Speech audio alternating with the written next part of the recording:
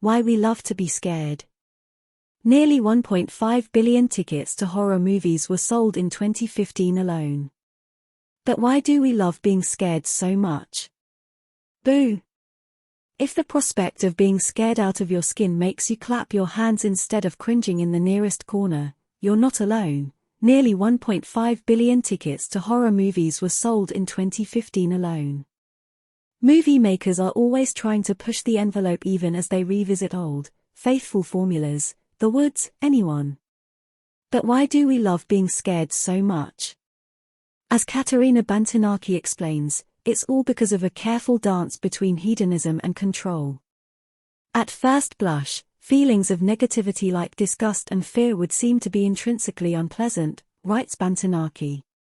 But even though people avoid those emotions in real life, it turns out they find pleasure in the thought of pain. That paradox has sparked all sorts of debate among academics, including a battle between those who think that horror is attractive because of the terror it elicits and those who think horror is attractive in spite of that terror. Nearly 1.5 billion tickets to horror movies were sold last year alone. Why do we love being scared so much?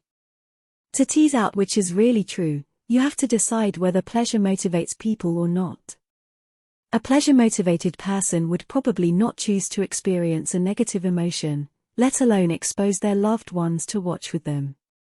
But that itself would require that you can't find pleasure in, say, the actions of a serial killer on screen. Bantinaki suggests that the experience of being in at least some control, knowing, for instance, that I can leave the theater when I want, I can tolerate the queasiness that I feel watching the oozing slime on screen, translates into pleasure for horror movie enthusiasts. Even when the emotions and experiences elicited are gross, horrifying, or negative, the intensity of the experience can also be pleasant. The fear that we experience in response to horror fiction, unlike its real-life occurrences, is, or can be, a positive emotion, she explains. Bantinaki discusses emotional valence, a term used in psychology to refer the intrinsic attraction or aversion of a certain emotion. Also called a basic building block of emotional life, valence dictates how individuals respond to events and emotions. Fictional horror, writes Bantinaki, has a positive valence that reinforces itself. Perceived risk is controlled, strong emotional reactions are achieved, and terror never turns out to be true.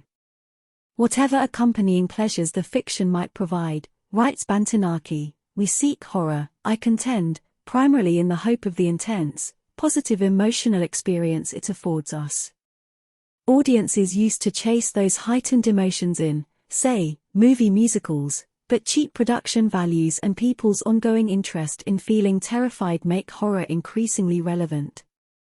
Whether or not you consider the genre to be one of cheap thrills, there's something to be said for indulging in some emotionally valent, or just plain fun, fear the next time you go to the movies.